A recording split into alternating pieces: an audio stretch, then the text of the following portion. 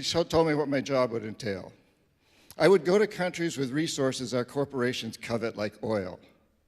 I'd arrange a huge loan to those countries from the World Bank or its sister organizations, but the money wouldn't actually go to the country. It would go to our corporations, Bechtel, Halliburton, Brown and Root, familiar names, to build big infrastructure projects in those countries and incidentally make huge profits in the process.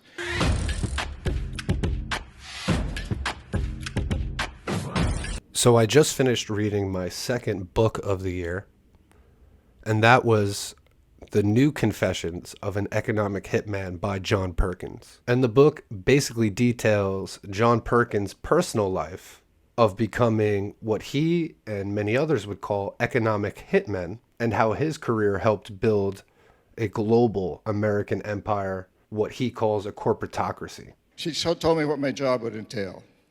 I would go to countries with resources our corporations covet, like oil.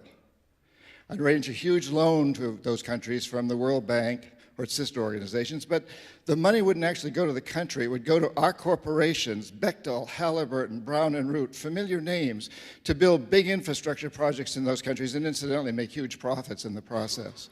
They'd build power plants and industrial parks, things that would benefit a few wealthy families in the country, the ones that own the industries. But the majority of the people would suffer. They would be left holding a huge debt they couldn't repay. So we'd go back and say, since you can't pay your debt, sell your resource, oil or whatever, real cheap to our corporations. Privatize. Sell your utilities, your schools, your jails, everything like that to our corporations. And Claudine also told me that if the leaders of these countries refused my offer, people she called jackals would be right behind me. I didn't actually carry a gun, but the jackals did. As a lead economist, his job was to go in and to deliver these giant reports about infrastructure projects that could be built in nations. And basically, his job was to bribe the leaders and powerful families and players in these nations with very lucrative deals that would enrich them.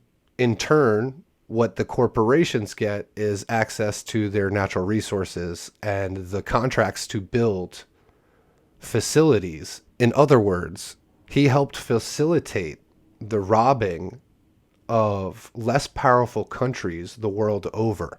And if he failed at his job to bribe leadership, the people behind him are there to do assassinations and coups d'etats. And if those people fail, the United States military is there to do full scale. But this is a very, very, very good book. It's interesting. It's easy to read. The chapters are short. The pages turn. The guy's an interesting life. And this is also an updated version of this book, which includes, 10, 15 more modern chapters that reflect how this vampiric system that they built in the 60s, 70s, and 80s has now come home to roost, and how people like him have now multiplied by tens of thousands.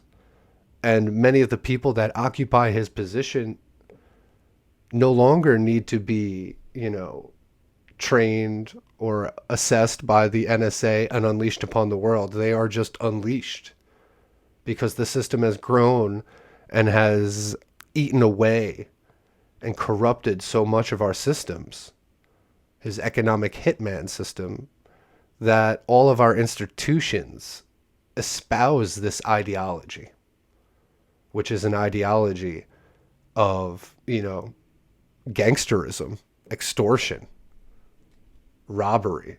I highly recommend reading this book. What's the matter? The CIA got you pushing too many pencils? Huh?